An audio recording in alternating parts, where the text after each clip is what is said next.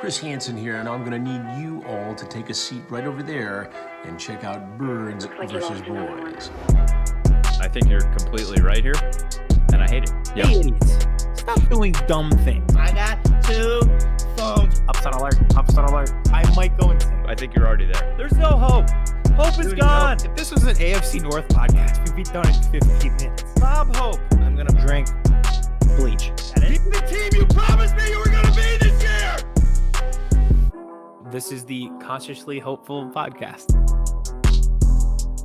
I'll be watching. Welcome to episode 31 of Birds vs. Boys. I can't believe we've made it this far. We are in week 13. We are recording this on Monday night. So the Washington football team, who is now the best team in the NFL, has just beaten the Steelers. And now we have the Bills and the 49ers on. KMess is here. I am back with you. I apologize. I missed 2 episodes last week, non-COVID related. I left you in the hands of Aidan, Vince, and Eddie. How did that go, Aidan? It was fantastic, if you ask me. It would be like if there wasn't even a substitute teacher. It would be like if just like no teacher showed up at all and you let the kids run the class. Because you are the elder statesman, which we make fun of you all the time for being like slightly older than us. I am 33. You were very much like the elder statesman of the group. You leaving and just like putting that trifecta together and just like letting it rip was, well, you got what you expected. Hey, we got one of our biggest TikToks views and comments and likes out of it. So I kudos to you guys. And that actually makes sense that you put the 3 young people together and our biggest TikTok comes together. There you go. We had to get all the old energy out of here. Yeah, so none of this AIM or MySpace. We needed straight up TikTok energy. The TikTokers don't like the old, like me.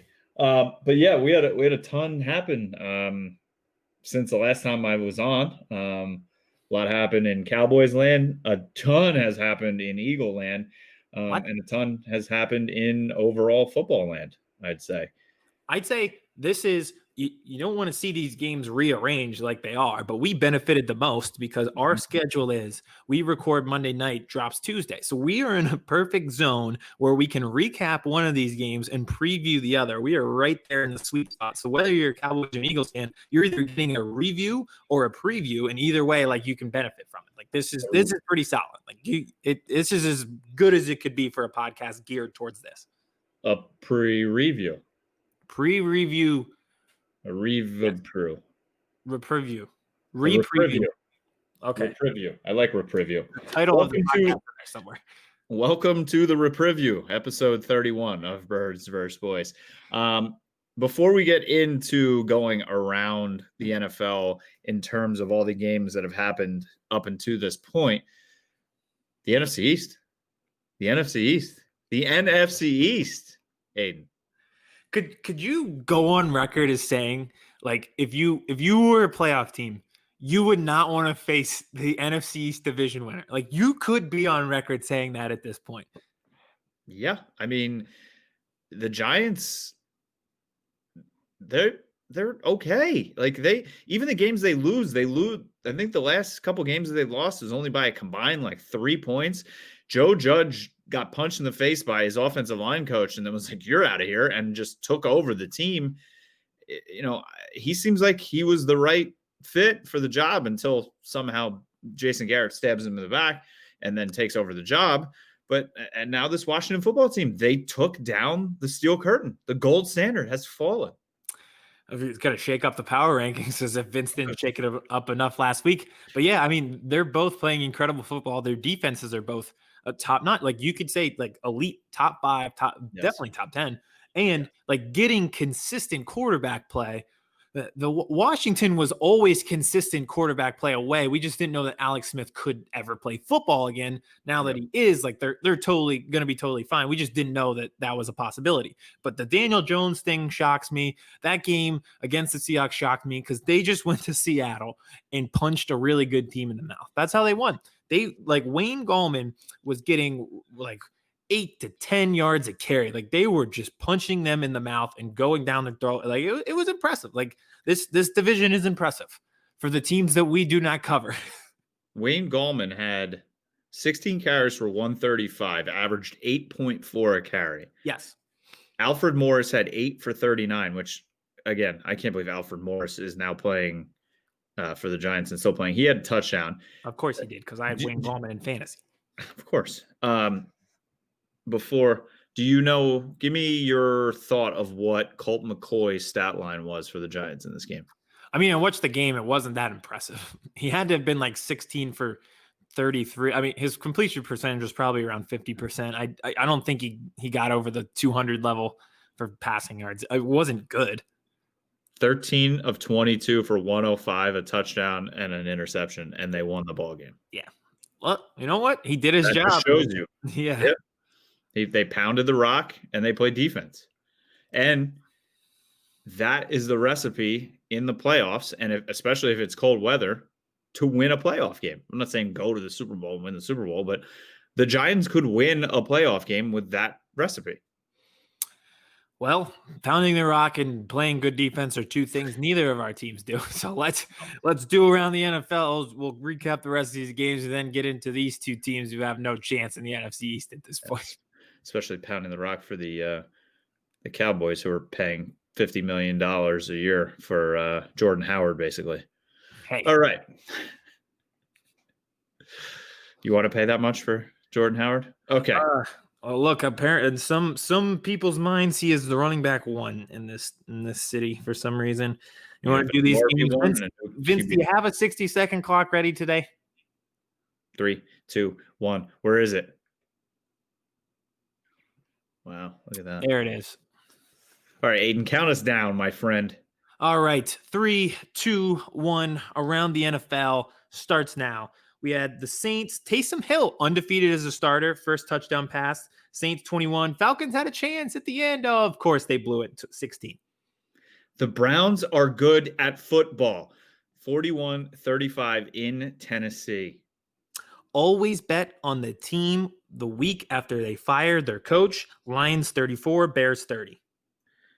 Tua Tagovailoa still has not turned over the ball yet as a starter in the NFL. Dolphins win 19-7, and they are impressive.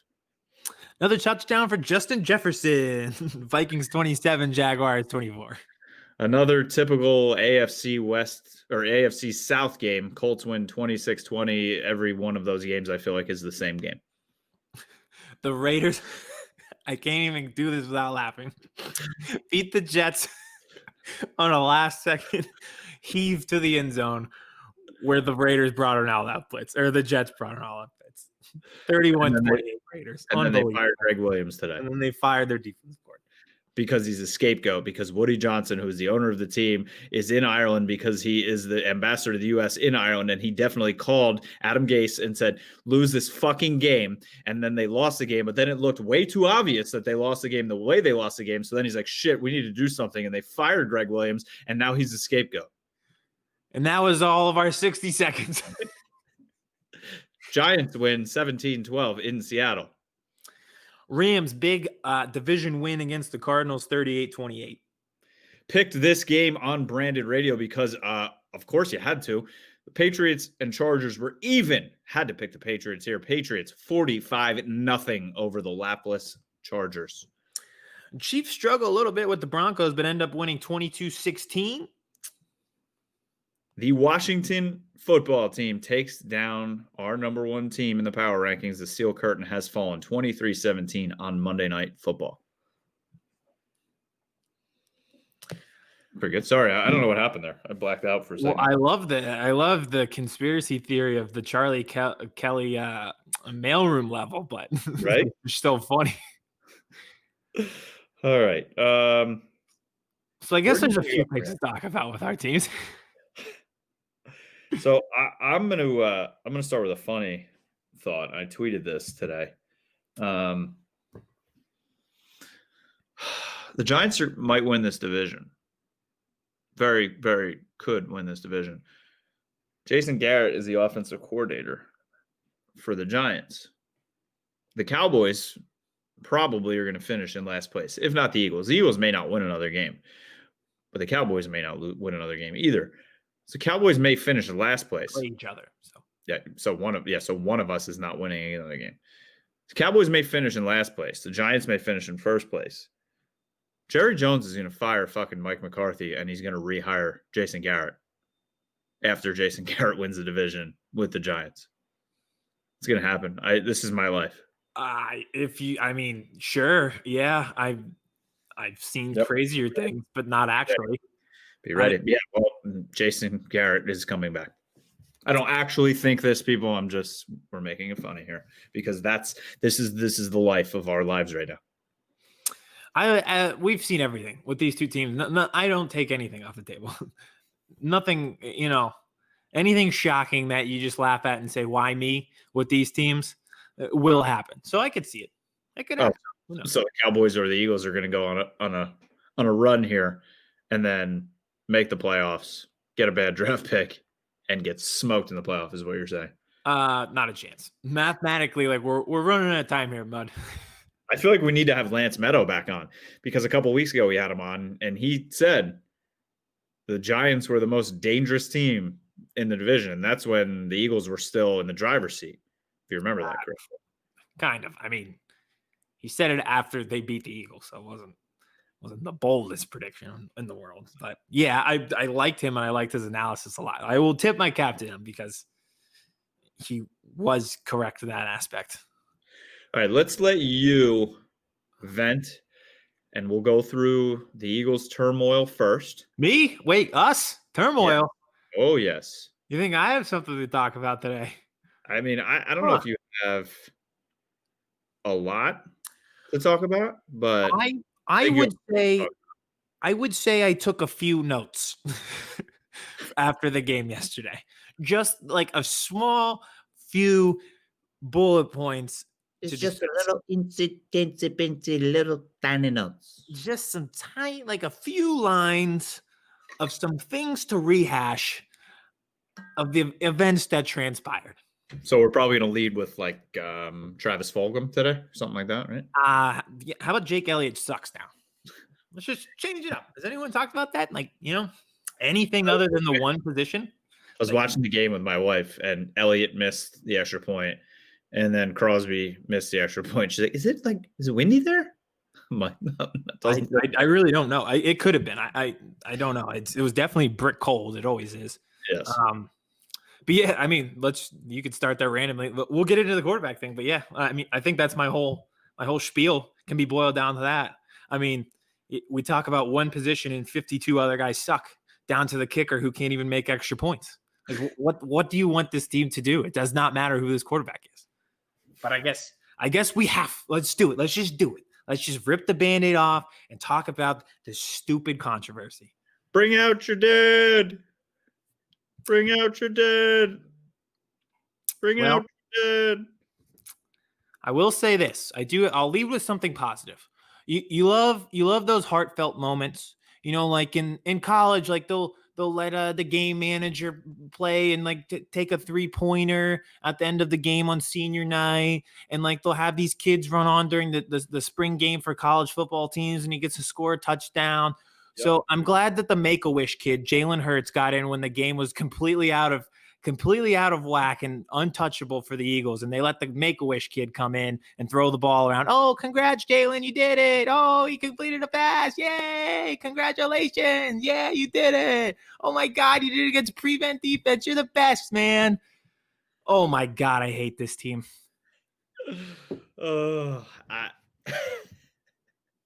It's when I saw him come out the first time and he just was running around a little bit and I was like, oh, okay. And then the second drive and I was like, I was literally audibly talking to myself. I'm like, so what do they do now? My wife turned to me and she goes, are you talking to me or are you just talking to yourself? I'm like, no, I'm just talking out loud. And then they panned over to Carson, not strapped up or anything. I go, oh, all right. That's where we're at. That's where we're at. And then when he threw the touchdown pass, I was like, here we go. Yeah. You could see it coming my way. Like as soon as he completed that first ball to Reagor, you were like, "Oh God, here we go! Like we're gonna do it again." And then when Reagor ran the punt back, I was thinking in the back of my head, I'm like, Aidan can't even enjoy this right now. Hey, here's the thing. I do feel I was gonna bring that up. The only Jalen I acknowledge is Reagor. So I was very happy that he was productive and played well. Julio Reagor. Julio Reagor is back, baby. But yeah, I felt good for him. Him making plays and having an impact on the game after everyone cyberbullied him. I genuinely felt great for him. Just the other 52 assholes, I could care less what they do. It's ridiculous to watch. It's insane. I'm so tired of it. I can't stand it. It's just another week where we're going to talk about these two assholes. Neither of them are very good at quarterback. We're not going to talk about the fact that Avonte Maddox is just a turnstile at corner. We're not going to talk about the fact that Jason Peters, this team somehow paid Jason Peters and then decided to pay Jason Peters even more money after that fact. And then it's crazy how they brought him in to play guard. He sucked at guard, went to tackle, sucked there, went back to guard and sucked even more. And now they're like, he needs a toe surgery. Yeah, it's okay, he's injured. What do you expect? He's 38 years old. And that's your best option. He's been injured since 2009. Pretty much. He's literally injured every single year since the Super Bowl season. It's just he should have hung it up 4 years ago after that season. We'll never talk about that. We'll never talk about he's out of the game with a foot injury, but yet he's standing on the sideline the whole game. Yeah, and he also came out of the game after giving up a sack, 3 QB hits, and 5 hurries, and didn't even play a full game. And they were like, we're going to put him at guard because he doesn't need to move so much because of the toe injury. That was supposed to limit the mobility that he needed to have. Yeah. And somehow is still giving up a ton of QB pressure. It's just like this. There's no other position to hide him at this point. Why is he even on the field? I can't wait till he's returning the punts next week. Yeah. He'll go back to tight end where he played at Arkansas. Speaking of people who shouldn't be on the field, Alshon Jeffrey is taking snaps away from Travis Fulgham. God knows why. He had one. He had one catch, and it was a pass interference on him because it's the only way he can get it open is if he openly shoves the defender. None of this will be discussed. The Jake Elliott thing, he sucks. He can't even make extra points. None of it will be discussed. We will only talk about these two kids who are not that great at quarterback. So I did not listen. Did you listen to any of Philadelphia Sports Radio talk on Monday? If you think I ever listened to that garbage. I know. I was just wondering if you just tuned in for a half a second just to see. No, but I had very, very good group text arguments today that were productive. Well, that's better than listening to Philly Sports Radio, unless you are listening to Branded Radio on AM 1490 Sports Betting Radio every Saturday, 11 to 12. Very good plug there, my friend. Very good job. That's what I do. No, we did it, but we played the blame game. Everyone knows where I fall on the blame game. Got to point the lasers at the front office, man. They are so bad at their job. And it's hilarious that them and the Phillies are just in this constant competition to look less competent than one another. It's pretty amazing, but it was just a blame game.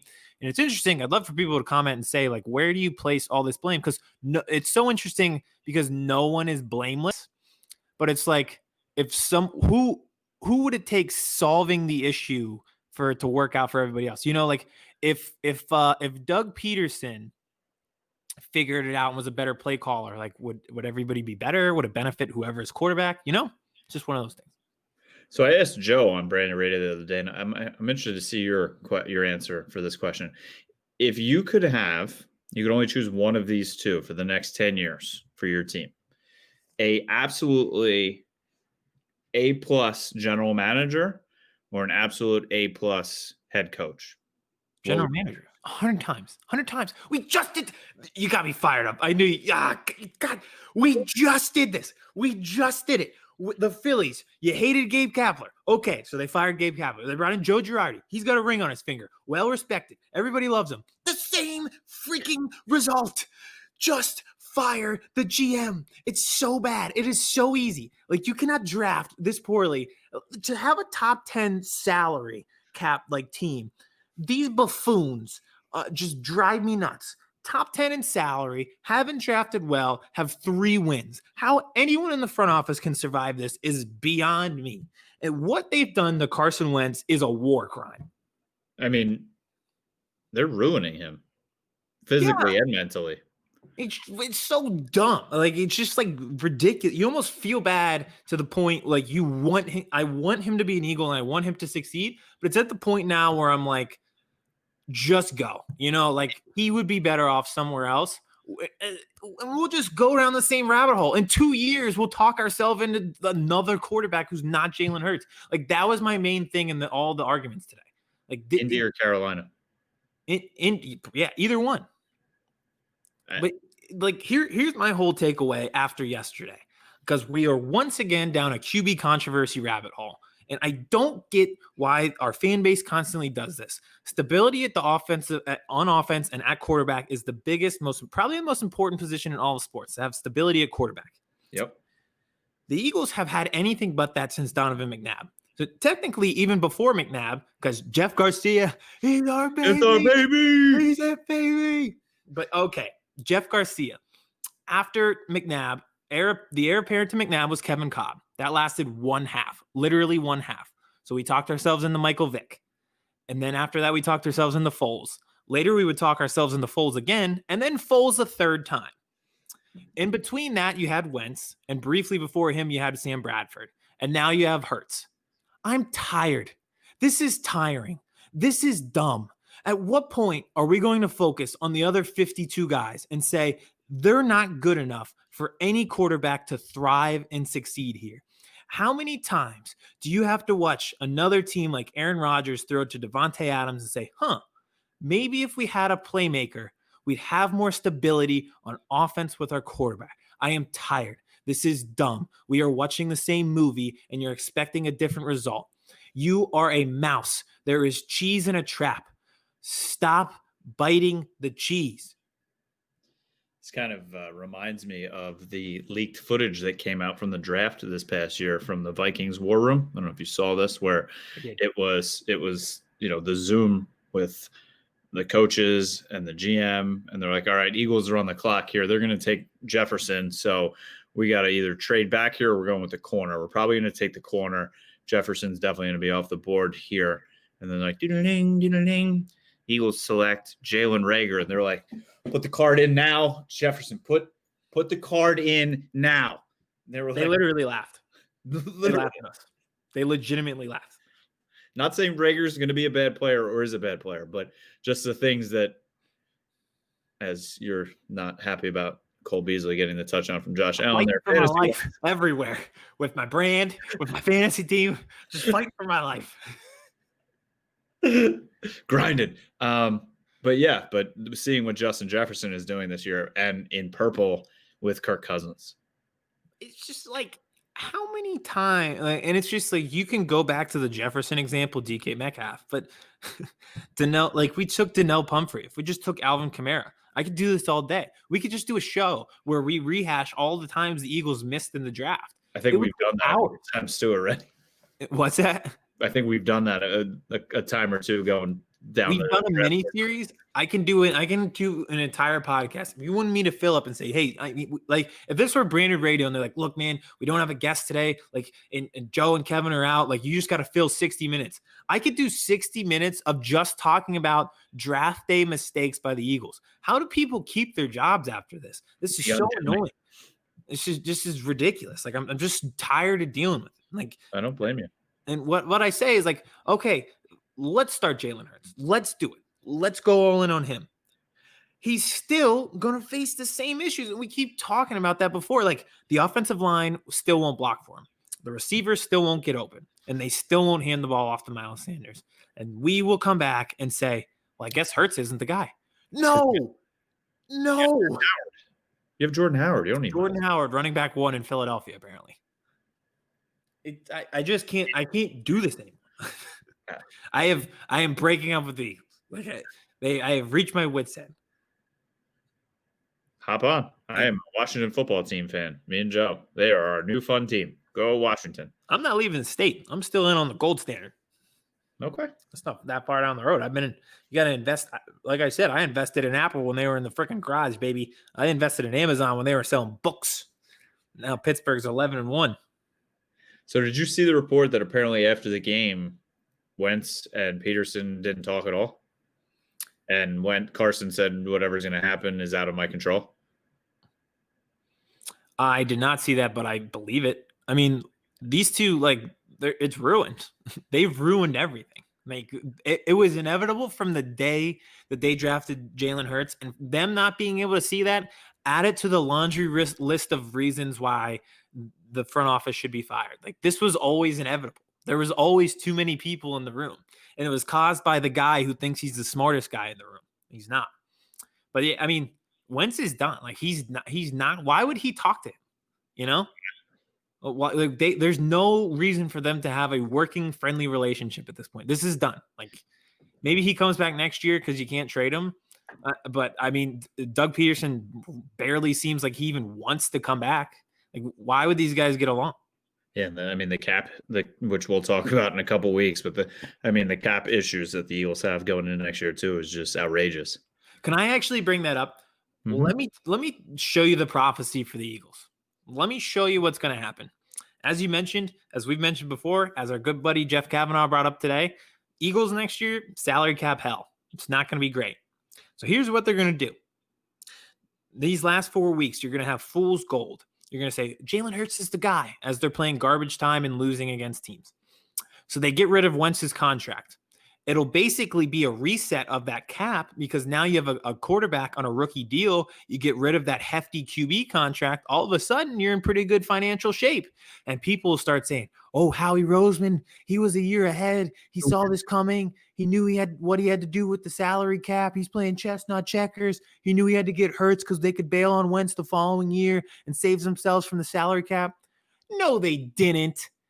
He's an asshole who fell ass backwards into that situation by creating a needless QB controversy. He deserves no credit for anything. He shouldn't even get credit for tying his shoes in the morning. That is exactly how it will go. They'll credit him on this genius salary cap move. All he did was create a controversy for a contract that was too bloated that he signed up for and a draft pick that he signed off on, and neither made sense.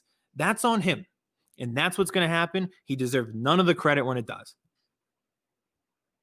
Yeah.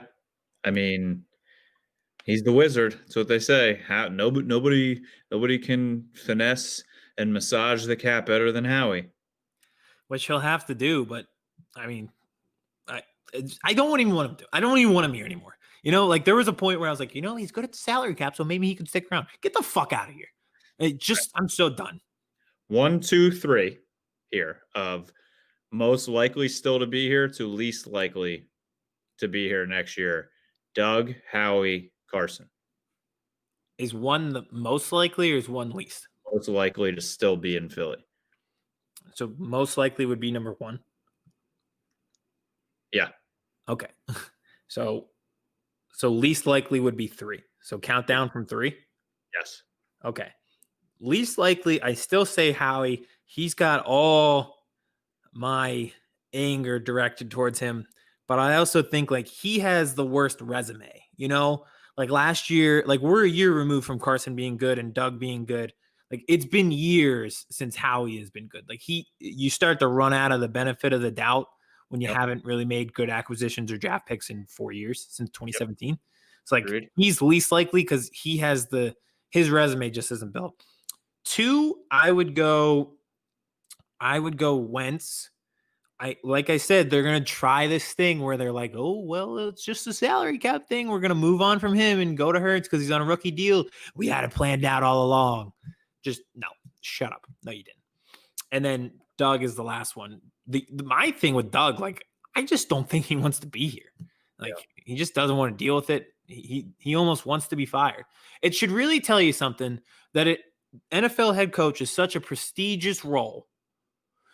32 jobs in the entire world, and he doesn't even want one here. He doesn't even want it. Town. What a bunch of losers. So do you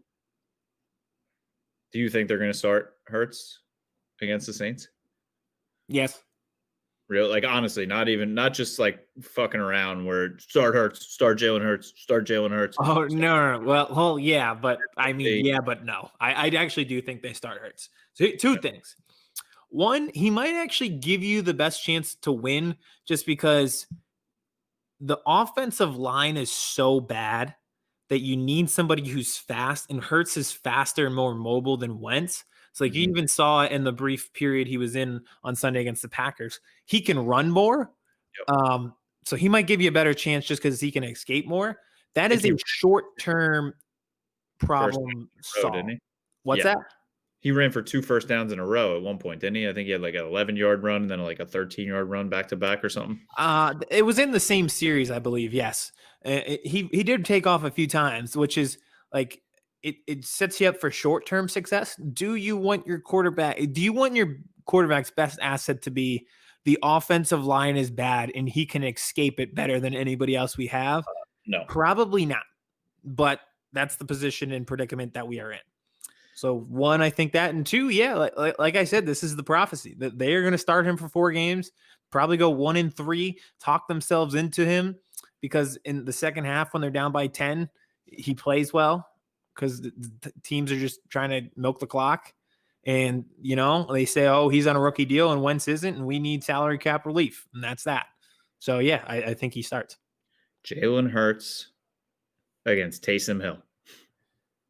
That just makes me so mad. Like we're playing against Taysom freaking Hill, who was a tight end as of 3 weeks ago. And that team is 10 times more talented than we are. We were supposed to be playoff contenders. And the Saints are 10-2 with a tight end playing quarterback. We have 3 freaking wins. People are worried about who the quarterback is. It's so dumb. People are dumb. Stop eating the cheese on a freaking, oh my God, I could strangle this entire city. I am the Grinch of Philadelphia at this point. But that's okay, because then the Grinch finds his heart. Yeah, you know what? I'm going to go to Whoville, a.k.a. Indianapolis. That's the thing. I don't think the Grinch ever really hated Christmas. He just hated people.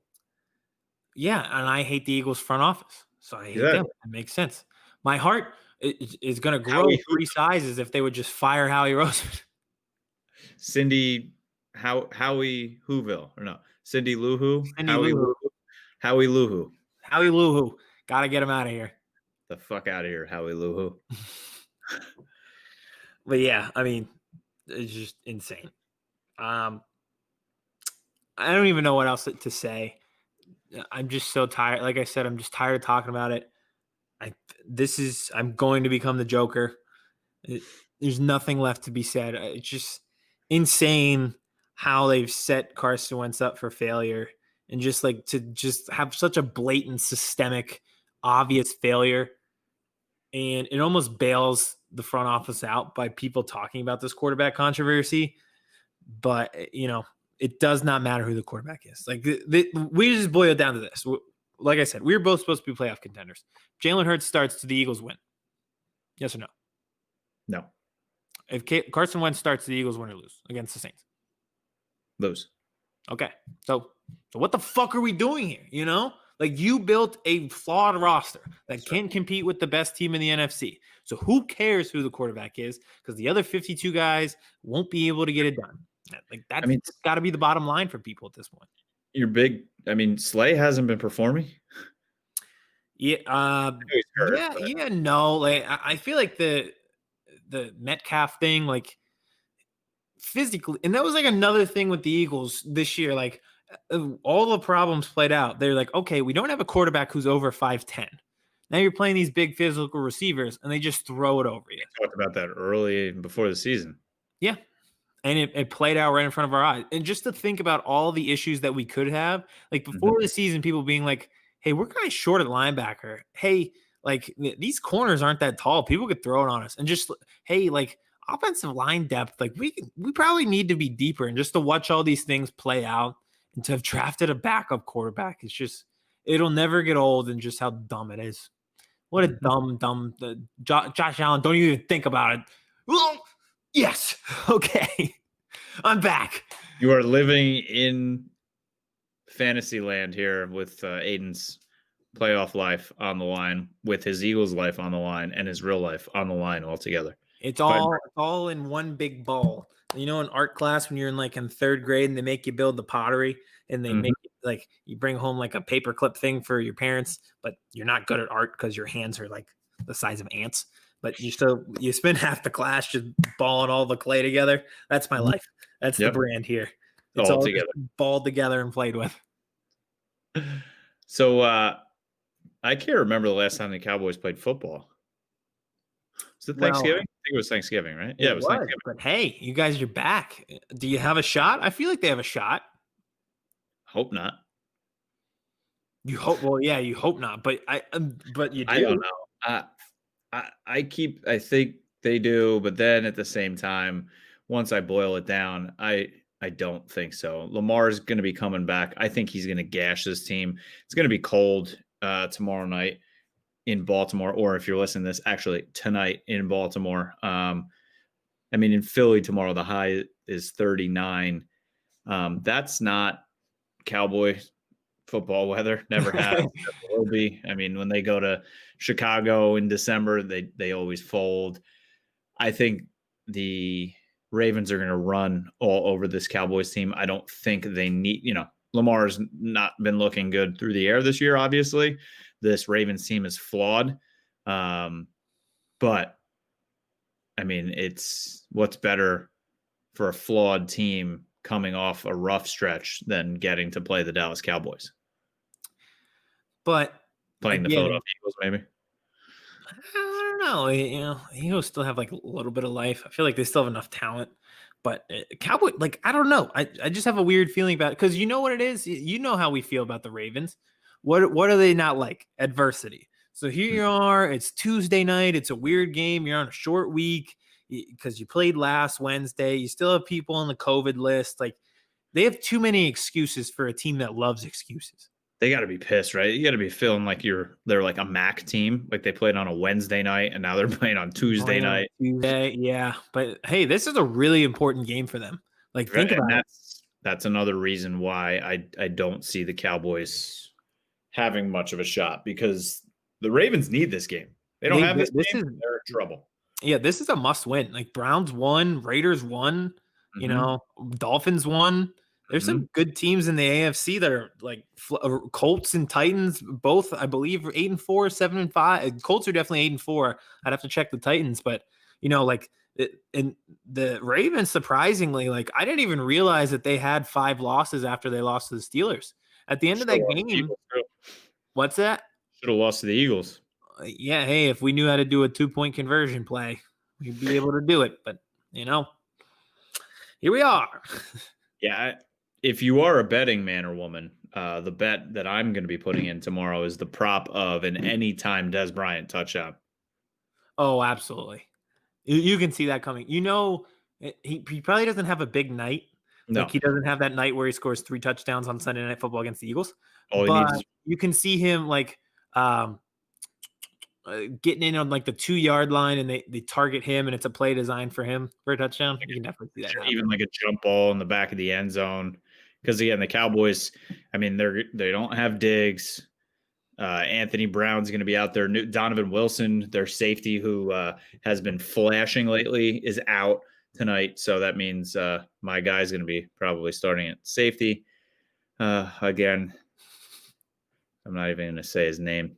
So the Cowboys they're banged up too. Zach Martin now. He got hurt on Thanksgiving. It was his calf. They now put him on injured reserve, and they're saying his season may be over. It's over. We don't need to see Zach Martin get hurt again. So, he was playing guard. They kicked him out to tackle. Now they lost Cam Irving on the first drive, their left tackle, and then Zach Martin went down. So then they lost their right tackle. So now we're back to square one, having basically two starters left on the offensive line from day one. And they're probably the 2 worst starters on the line. They're the only ones left. So I honestly don't know what this offense. Yeah. Welcome to our lives. I know you're right there with me. I don't know what the offense is going to be able to do. You saw what they did against Washington, which was just about nothing. They looked lifeless on Thanksgiving after the beginning where they made a stop, and then Dalton made a nice throw to Cooper for a touchdown. But besides that, I mean, Lamb hasn't really been showing up. Gallup's been quiet lately. I hate this fucking team. Welcome again. Oh man. Do you know how much draft content we're gonna have to do? Like, do you know how many times we're gonna have to argue over the draft just because we don't have anything else? Could you imagine when we started this podcast? Think about it. Like, it was us two, and just thinking one of us was going to come out of the NFC East, and for it to be the New York Giants and Washington football team, and us two like competing for a top 5 pick, and like arguing over who we're going to pick at 5th, and basically wanting now to lose against each other. Like, it's pretty remarkable that we are in this position. If you're going to be in on it, Joe and I are going to do a live stream again for the Cowboys-Eagles game, but I'm going to be decked out in Eagles gear, and he's going to be in Cowboys gear. That's actually really funny. That is pretty on brand. How the turntables. Oh, how the turntables turn. But yeah. So tonight, I don't know. I give him a shot. I give him a shot. I want to give more here, but physically, emotionally, mentally, I don't have more. This team confuses me. Could I see them maybe covering the 8.5? Maybe. Okay, I'll say that. I'll go on record as that. Like, the Ravens probably win because of how badly they need to win, but I think the Cowboys could cover. Like, I think they're good enough to keep this game close. And are we sure that the Ravens are good? Just one of those games where it's like, are we sure? They're not that good. It's amazing to me that just Lamar Jackson, who's played every game but one, correct? He missed one game last week. He missed. He had COVID. He's thrown for 1,948 yards so far this season. And Dak Prescott threw for 1,856. And it feels like decades since we've seen him play football, right? Oh my God. Apparently he's been doing. The Bills run the ball one time. This is just ridiculous. Dak was at practice the other day. He's in his boot. Apparently he's in good spirits. Rehab's going real well. Dak Prescott will be the quarterback of this team next year. Dak Prescott will be the quarterback of this team next year. You could reset the whole thing, man. Just do it. Do it like we're about to do it. Get a guy in a rookie deal. It opens up everything else. Think of all the things you can do with cap space. If you don't have to pay your quarterback, come to the dark side. Send Howie down. Him and Jerry can team up together. Love to be in that room. What a brain trust. God. Yeah, I mean, that's all I got with the Cowboys. Do I think they're going to win? No. Producer Eddie has Cowboys money line lock. Idiot. I think they may be able to cover, but they're not going to win. I do think that they will cover. I think the Ravens, despite all of the excuses that they will have ready to go in the artillery, will not be able to use them. They'll actually have to win a game. So I don't know, but I'm just glad we have Tuesday football, to be honest with you. I'm very excited for that as well. And I just got the text. Aidan doesn't know this. Vince doesn't know this.